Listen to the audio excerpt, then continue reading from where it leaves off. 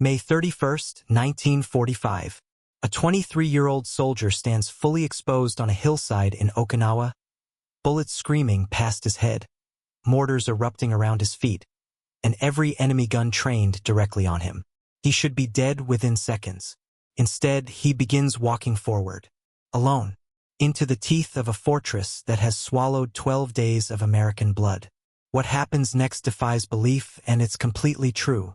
This is the story of Private First Class Clarence Burley Craft, and the most impossible hour of combat ever recorded in the Pacific War. The island of Okinawa in the late spring of 1945 was not a battlefield. It was a furnace of human will, a proving ground where empires collided in the mud and the limestone and the unrelenting rain. By the end of May, the campaign had stretched into its third brutal month, and the American advance had slowed to a crawl, measured not in miles but in yards, not in victories but in casualties that climbed into the tens of thousands. The weather had been merciless, typhoon rains turning the roads into rivers of mud, the foxholes into graves that filled with water, the very earth itself seeming to conspire against the attackers. Men woke each morning soaked to the skin, their uniforms rotting off their bodies, their feet wrapped in rags because their boots had disintegrated in the constant wetness. The smell of death hung over everything, inescapable, a sweet sick odor that clung to clothing and hair and invaded dreams. The Japanese defenders, dug into the coral ridges and the honeycomb cave systems of the southern highlands, had transformed the island into a labyrinth of death, every hillside a fortress, every ridge a killing field. They fought with a ferocity born of desperation and doctrine, knowing that Okinawa was the last major obstacle before the American invasion of the Japanese home islands, knowing that every day they held was another day for the homeland to prepare, another day for diplomacy to work miracles, another day before the inevitable. The defenders had learned from earlier campaigns, had studied American tactics at Guadalcanal and Saipan and Peleliu, and they had designed their defenses accordingly. No more bonsai charges that squandered lives in spectacular but futile attacks. Instead, they would bleed the Americans, make them pay for every foot of ground, turn the advance into such a costly affair that the appetite for invasion would weaken, that terms might be negotiated, that something other than unconditional surrender might be salvaged from the wreckage of the empire. The men of the 96th Infantry Division, the Deadeyes, had been fighting without pause since the first landings in April, and they were exhausted, gaunt, hollowed out by combat that offered no respite, no clean victories, only the grinding, relentless demand to keep moving forward into positions that seemed impossible to take and even harder to hold. Hen Hill was one of those positions. It sat in the Naha-Shiriyanabaru defensive line, the hinge of Japan's final stand on Okinawa, a zone of interlocking fortifications so dense and so cunningly designed that American forces had been bleeding against it for weeks. The line stretched across the southern portion of the island, anchored by 3 cities that gave it its name, and it represented the last coherent defensive barrier before the final push to the southern tip.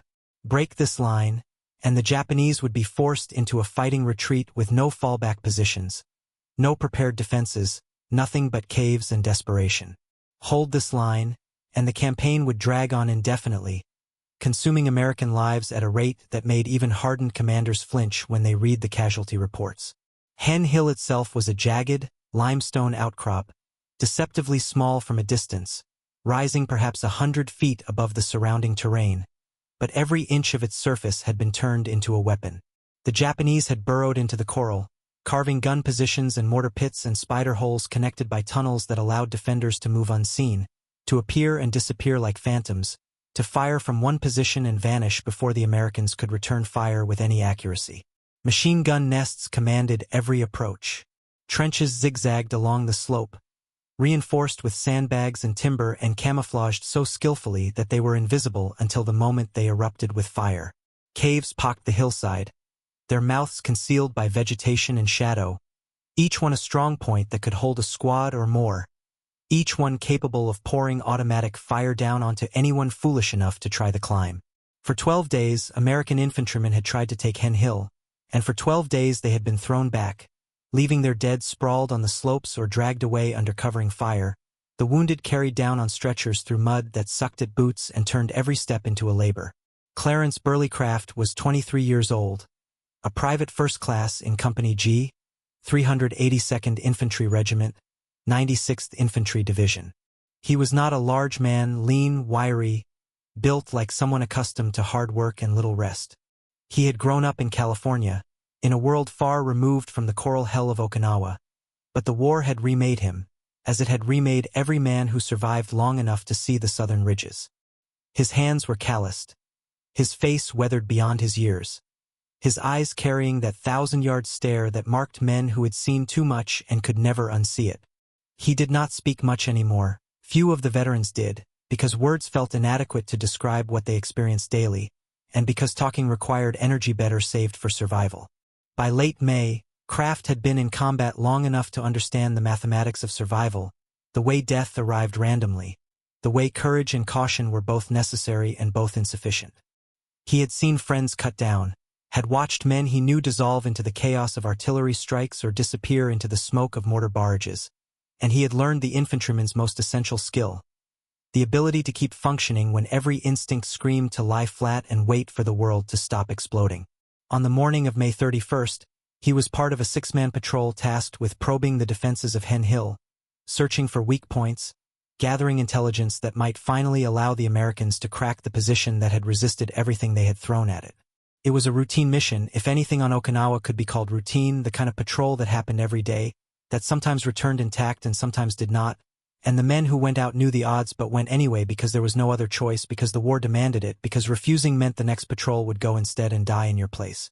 They moved out in the early morning, when the light was still gray and uncertain, the air thick with moisture that clung to skin and made every breath feel like swallowing warm water. The sun had not yet broken through the cloud cover, and the world existed in that liminal space between night and day, where shadows were deep and movement was difficult to distinguish from tricks of the eye. Each man carried roughly 60 pounds of equipment: rifle, ammunition, grenades, water, rations, entrenching tool, first aid kit, personal effects, distributed across web gear that dug into shoulders and hips and made every step an effort. The ground was treacherous, a mix of mud and shattered coral, pitted with shell craters filled with rainwater that reflected the overcast sky like dead eyes staring upward.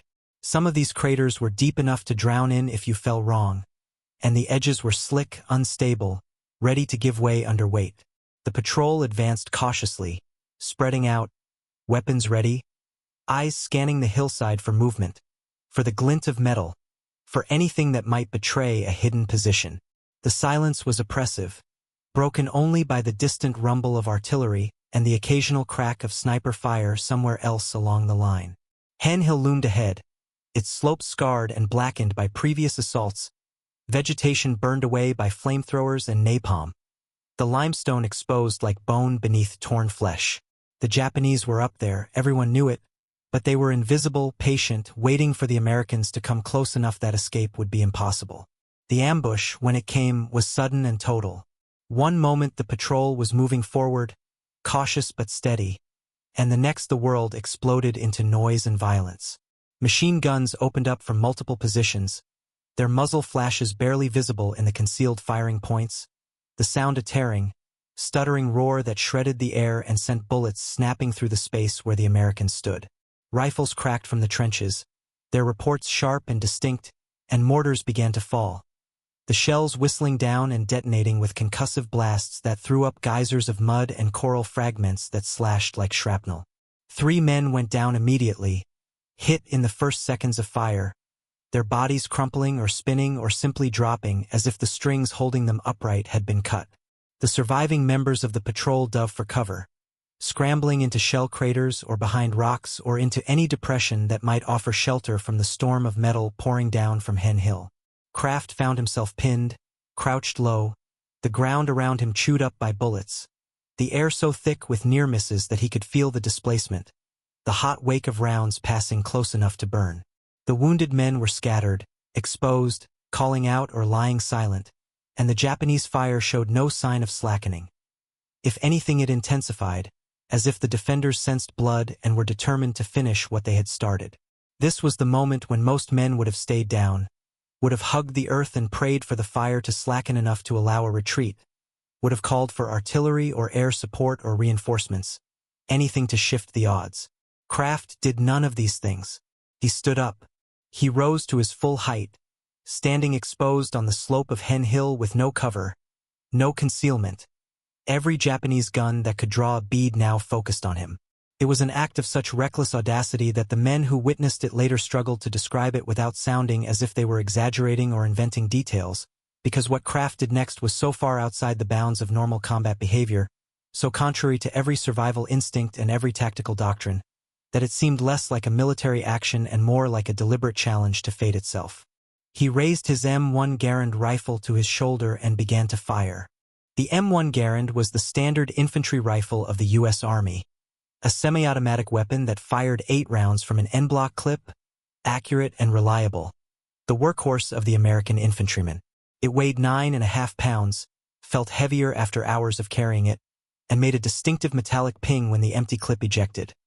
A sound every soldier knew intimately, a sound that meant you were empty and vulnerable for the 2 or 3 seconds it took to reload. In Craft's hands it became something more. A surgical instrument. A tool wielded with such precision and speed that it transformed a single man into a suppressive force. He fired methodically, squeezing off shots with the controlled rhythm of a man on a target range, not a man standing in the open under concentrated enemy fire. Each shot was aimed, deliberate, targeting the muzzle flashes and the shadowed firing ports where the Japanese guns were positioned. The distinctive ping of the ejected clip rang out as he expended each load, and he reloaded smoothly, instinctively, without taking his eyes off the hillside, his movements economical and practiced. The Japanese fired back with everything they had, and the air around Craft became a maelstrom of bullets and shrapnel, the ground erupting in small geysers where rounds struck, ricochets whining off the limestone, mortar shells bursting close enough that the concussive waves should have knocked him down or torn him apart. But he did not fall. He did not flinch. He kept firing, kept advancing, each step taking him closer to the enemy positions, and something in the sheer audacity of it, the impossible, suicidal courage of a lone man walking into the maw of a fortress, began to have an effect. The Japanese fire, for a moment, faltered. Not because the defenders were any less determined or any less numerous, but because what they were seeing defied tactical logic. A single American, standing upright, advancing steadily, firing with calm precision, absorbing their concentrated fire and refusing to die. It was so unexpected, so outside the parameters of how battles were supposed to unfold, that it created a moment of hesitation, a fractional pause as defenders tried to adjust, to understand what they were facing. Craft used that moment. He kept walking forward. The slope of Hen Hill was steep, the surface loose and treacherous, a scramble even without bullets tearing through the air. Limestone fragments, sharp as glass, jutted from the earth at odd angles, ready to slice open hands or tear through trouser legs. The coral was porous, unstable, and it crumbled under weight, making footing uncertain, every step a calculated risk. Craft climbed, moving from one piece of cover to the next, though cover is a generous term for the shallow depressions and scattered rocks that offered no real protection, only the psychological comfort of something solid nearby. Combat engineers had tried to clear paths up the hill during earlier assaults, marking routes with white tape that was now torn and muddy and often led to positions that no longer existed, obliterated by Japanese artillery or simply abandoned as untenable. He fired as he climbed, his M1 Garand barking steadily, the ejected brass tumbling down the slope behind him, glinting briefly in the filtered light before disappearing into the mud. Japanese soldiers appeared in the trenches, silhouettes against the pale coral, and Craft shot them, his aim unerring, dropping targets with the efficiency of a marksman who had done this so many times that it had become reflex rather than thought. A machine gun nest opened up from a concealed position to his left, the gun traversing to bring him into its beaten zone, and Craft pivoted, fired 3 quick shots into the firing slit, and the gun went silent. He did not know if he had killed the gunner or simply forced him to duck, and it did not matter. The gun was out of action, at least for the moment, and that was enough. He kept climbing. Grenades began to rain down from above, the small black spheres of Type 97 hand grenades arcing out from the Japanese positions and tumbling down the slope, detonating with sharp cracks that sent fragments buzzing through the air like angry hornets. Craft dodged, sidestepped, kept moving, and when he could not avoid them, he simply endured the near misses, the fragments that tugged at his uniform or raised dust from the ground at his feet, but somehow failed to find flesh. He reached a narrow trench, a zigzagging scar in the hillside where Japanese soldiers crouched, and he pulled in 2 Malawian Quachas fragmentation grenade from his belt, yanked the pin, let the spoon fly, counted silently, and threw. The grenade arced into the trench and detonated with a muffled thump, and screams followed, brief and truncated. Craft moved forward, reloading his rifle, climbing over the lip of the trench and continuing upward. By now, the men of his platoon had begun to realize what was happening. Craft had not retreated, had not been killed, and was somehow, impossibly, advancing up Hen Hill alone. Word spread along the line, passed in urgent whispers and gestures, soldiers pointing up the slope where one man continued to move forward through fire that should have obliterated him. Officers looked through binoculars, trying to comprehend what they were seeing, trying to reconcile the tactical insanity of it with the undeniable fact that it was working. The initial shock gave way to action. Soldiers began to move forward, not to join the assault directly but to support it, to keep Craft supplied, to turn his one-man charge into something that might actually succeed. Someone shouted for grenades, and the call was taken up, passed back down the line, and within minutes a supply line had formed, men passing grenades forward hand to hand, an improvised chain of support that fed the assault. Craft reached the crest of the first defensive line, a narrow shelf where the Japanese had dug in deeply, and he began to throw grenades in earnest. He threw them methodically, one after another, pulling pins and hurling the grenades into trenches, into cave mouths, into any position that showed signs of occupation.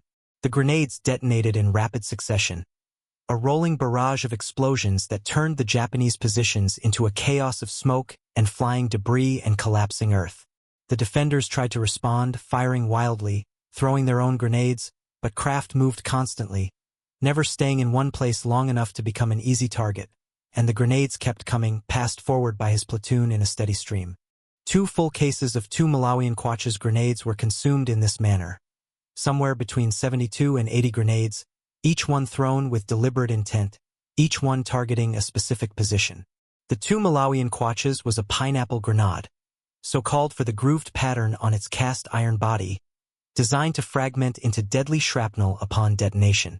Each grenade weighed about a pound, and the act of throwing 70 or 80 of them in rapid succession was not just exhausting but potentially injurious. Shoulders could dislocate, elbows could tear, wrists could strain to the breaking point.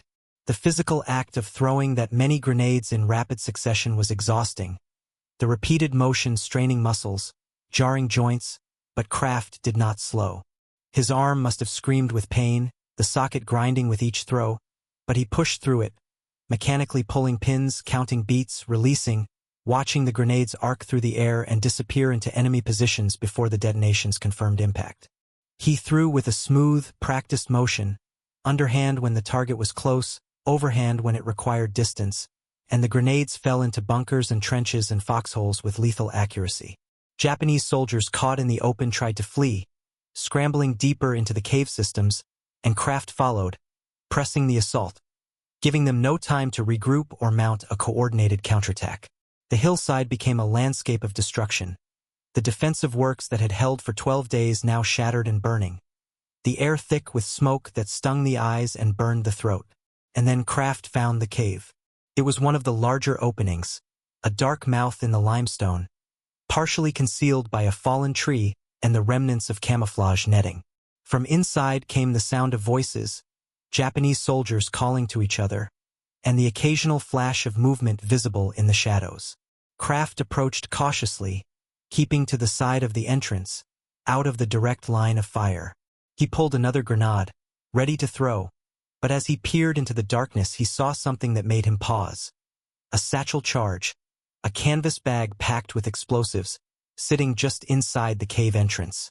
It had been placed by American forces during an earlier assault, an attempt to collapse the cave and seal the defenders inside, but the charge had failed to detonate. It was still there, inert, the fuse visible, and it represented a chance to finish what the previous assault had started.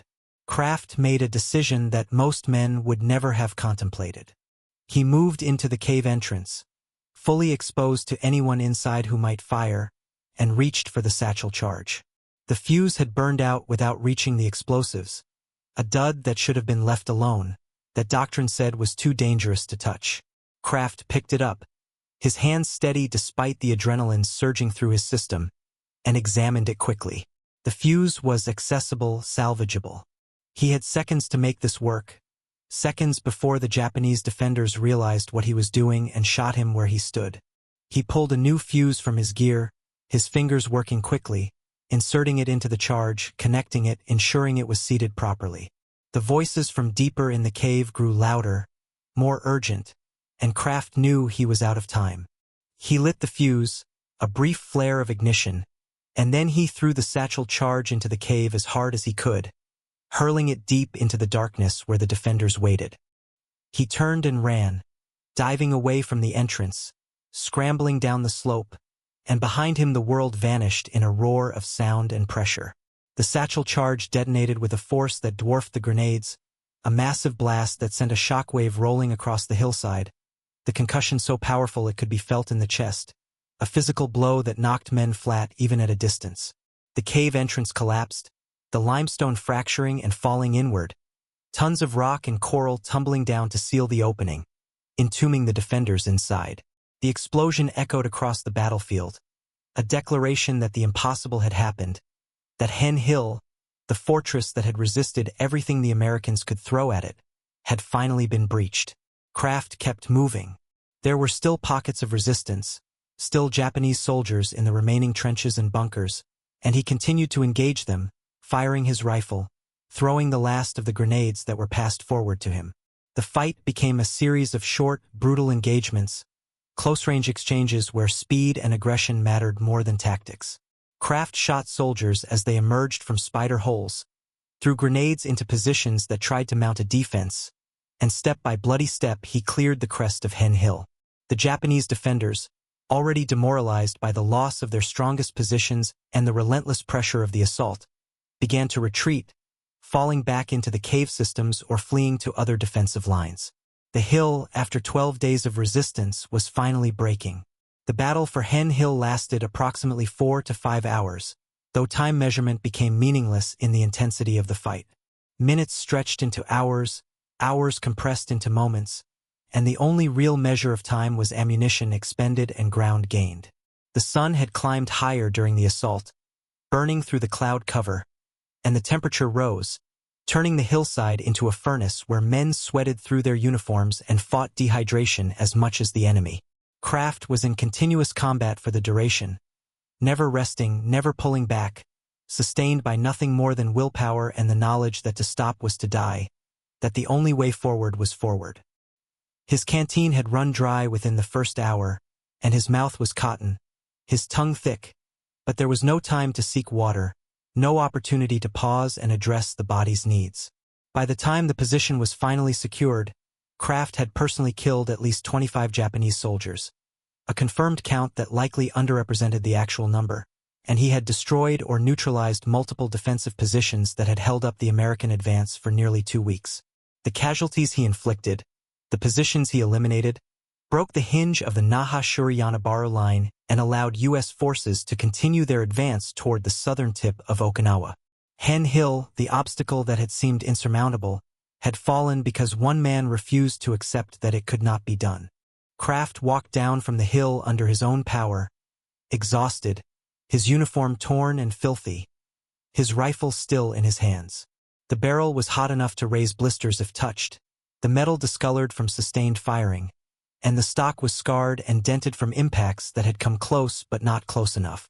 He was not seriously wounded, a fact that seemed impossible to everyone who had witnessed the assault, who had seen him stand exposed under concentrated fire for hours and somehow emerge intact. There were minor injuries, certainly, cuts from coral, bruises from impacts, abrasions where equipment had rubbed skin raw, but nothing that required evacuation, nothing that would keep him from the next fight. The laws of probability said he should have been killed a dozen times over, that no one could survive what he had survived, and yet there he was, alive, functional, ready to move to the next objective. His platoon mates looked at him with something approaching awe, the kind of reverence reserved for men who have done things that transcend the normal bounds of courage. They had seen brave men before, the war was full of brave men, but what Craft had done was something else, something that existed in a category all its own. The official reports were filed, the after-action summaries written, and Craft's actions were recognized at the highest levels. In 1946, he was awarded the Medal of Honor, the nation's highest military decoration, presented for valor in action against an enemy force. The citation described his assault on Hen Hill in the dry, precise language of military documentation, but even that clinical prose could not entirely drain the story of its extraordinary nature. The medal was pinned to his chest, and photographs were taken, and Craft became part of the official record. Another name in the roster of American heroes. Another story of impossible courage in a war filled with such stories. But Craft did not stop serving. He remained in the Army, and when the Korean War began in 1950, he went to Korea, returning to combat because that was what was needed, because the nation called and he answered. He served through that war as well, adding more years to a military career that had already seen more than most men could endure. And when he finally left active duty, when the uniform was hung up and the wars were behind him, Craft did not retreat into a quiet retirement. He spent 10 years volunteering at a Veterans Administration medical center, thousands of hours given freely to care for other veterans, to sit with them and listen to them and help them navigate the systems and bureaucracies that often seemed designed to frustrate rather than assist. He gave to other soldiers what he had been given: recognition, respect, the acknowledgement that their service mattered. He became a fixture at the VA hospital, a familiar face, a man who understood in his bones what it meant to serve and to suffer, and to carry the weight of combat long after the guns had fallen silent. Clarence Burley Craft died in 2002, at the age of 80. His passing was noted in obituaries and remembered by veterans organizations, and in a small but meaningful gesture, a post office was named in his honor, a public building that would carry his name forward into the future. A reminder to anyone who asked that this man had done something extraordinary, something worth remembering. The post office stands today, a brick-and-mortar monument to a moment on a hillside in Okinawa, to a day when one man decided that the only way through was forward, and that survival was less important than the mission, and that sometimes the impossible is simply what needs to be done. The story of Hen Hill raises questions that echo across the decades. What drives a man to stand when every instinct screams to take cover? What calculations happen in the split second when survival and duty collide? Craft never claimed to be exceptional. By all accounts, he was humble about his actions, deflecting praise, uncomfortable with attention. He did what needed to be done, he would say, as if walking alone into a fortress bristling with guns was simply another task to be checked off a list. But there is something in that simplicity, that refusal to dress up the horror or the fear or the sheer physical danger, that makes the story even more powerful. Craft was not a superhero. He was a young man, far from home, scared like every other soldier, who made a choice in a moment of crisis and then followed through with relentless, terrifying determination. The soldiers who fight wars are often reduced to statistics, to casualty lists and unit designations, and their individual stories are lost in the vast, impersonal machinery of combat. But every statistic is a person. Every name in the record represents a life of complexity and courage and fear and hope. Clarence Craft's story survived because it was so extraordinary that it could not be ignored. But there are thousands of others who did things equally brave, equally selfless, whose stories were never recorded or were filed away in archives where they gather dust and fade from memory. We owe it to them, to all of them, to remember that war is not an abstraction, not a series of dates and battles and strategic objectives, but a human experience, played out by individuals who make choices under unimaginable pressure and live or die by the consequences. Hen Hill is quiet now. The trenches have collapsed, the caves sealed or reclaimed by vegetation, the scars of battle softened by decades of growth and weather. Okinawa has become a place of peace, rebuilt and thriving. The war a memory kept alive by monuments and museums, and the stories told by the dwindling number of veterans who were there. But the hill remembers in the way that battlefields remember, and if you know the story, if you stand on that slope and look up at the crest where Craft made his impossible climb, you can almost see him. A lean young man in mud-stained fatigues, rifle in hand, walking forward into the fire, refusing to stop, refusing to die, carrying his wounded comrades and his mission and his country on his shoulders and somehow, impossibly, succeeding. If this story moved you, if you found yourself gripping your seat as you imagined what Clarence Craft endured on that hillside, then please subscribe to this channel so we can continue to bring forgotten stories of courage and sacrifice to light. Hit the like button to help others discover this incredible piece of history. And in the comments below, I want to hear your thoughts. What do you think gave Craft the strength to stand up when every instinct said to stay down? Was it training? Was it character? Was it something else entirely? Share your perspective, and let's honor the memory of men like Clarence Craft by making sure their stories are never forgotten.